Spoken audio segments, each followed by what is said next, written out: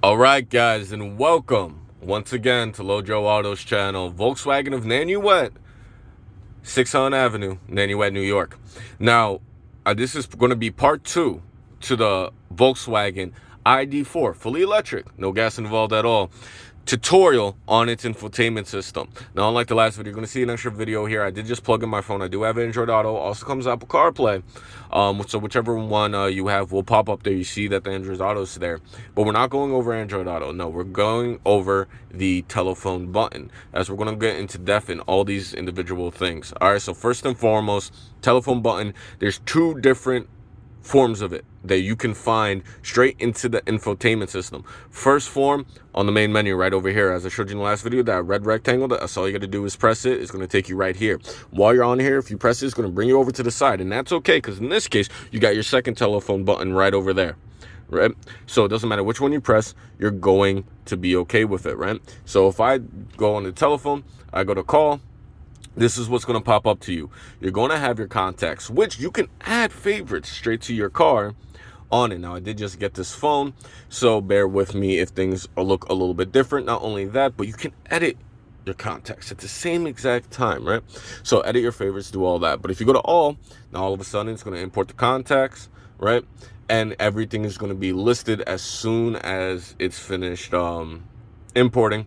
However, I don't want to give off all my people's numbers, so we're setting it up that way in particular.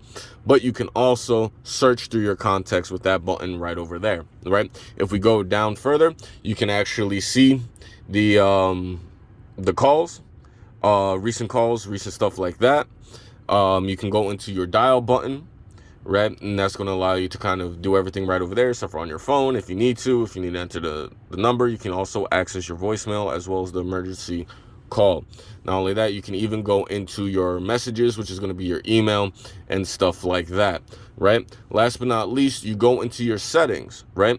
You're able to select the cell phone. So there's multiple cell phones in there. You can select which one that you want. You got your voicemail number, which you can set up through your car. You can do multi-party call swaps, HD voice. You can decline a call with a text message template, all straight from this. Is all settings that you can choose, is all optional. And you can even sort your contacts as well.